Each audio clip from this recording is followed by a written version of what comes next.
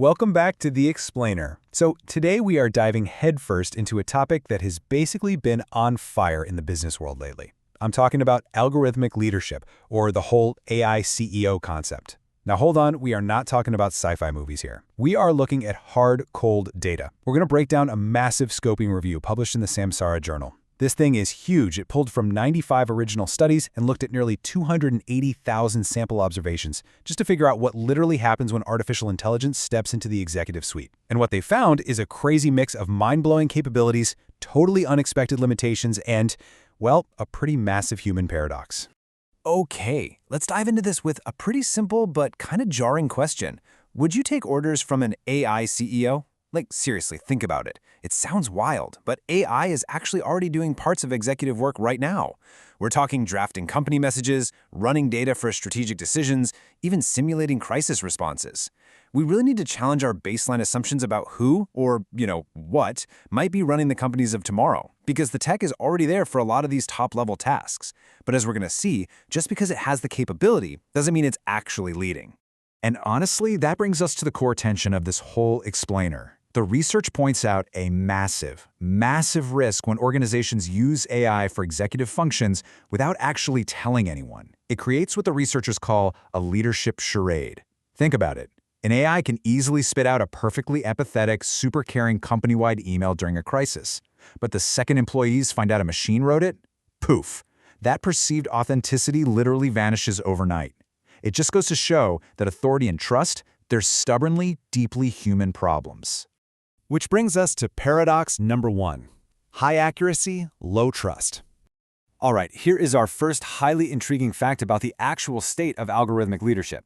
When AI is brought in as a decision support system in executive contexts, the data shows a staggering 23.7% improvement in decision accuracy. Let that sink in.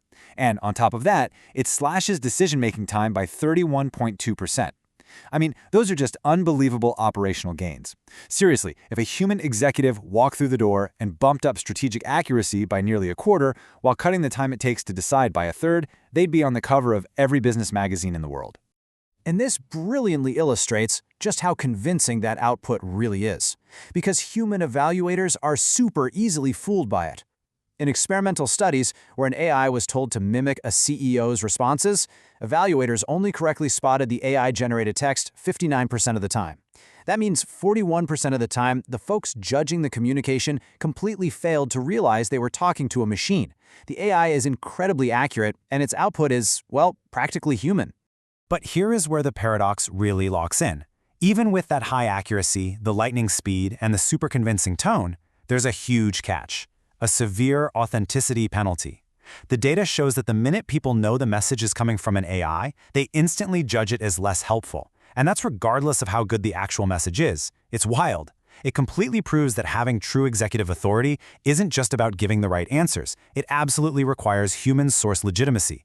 Basically, we need to know there's a real, living person standing behind those words.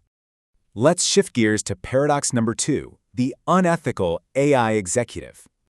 Okay, first, we really have to acknowledge the sheer analytical horsepower we're dealing with here. The data shows that AI transformer models, when they're fed strategy-based variables from CEO messages, can predict corporate management outcomes with an astounding 84.6% accuracy. It's like a crystal ball. It can look at the board, look at the market, and just predict the future of the company with pinpoint precision. So you might be wondering, what happens if we take the training wheels off and let the AI make the actual financial choices? Now, what's really interesting about this is what happens inside the black box. And this is our second intriguing fact today. When researchers use large language models to simulate financial institution CEOs, the behavioral outputs were honestly startling. The AI demonstrated all sorts of tendencies toward unethical behavior. Why?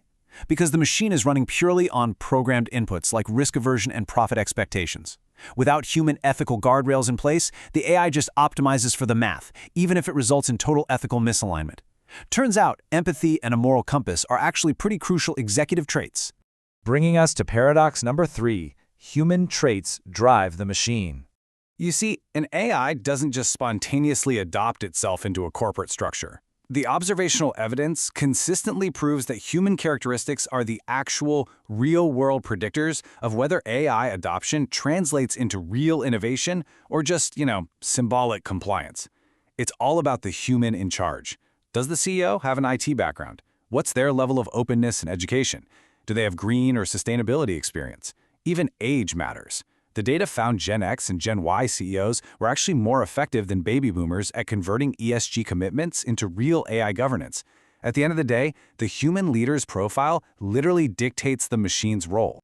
And the data goes even deeper into personal human biases, specifically looking at political orientation. The scoping review neutrally reports findings showing that firms led by Democratic-leaning CEOs actually had higher AI adoption rates. On the flip side, firms led by Republican-leaning CEOs had lower AI adoption rates.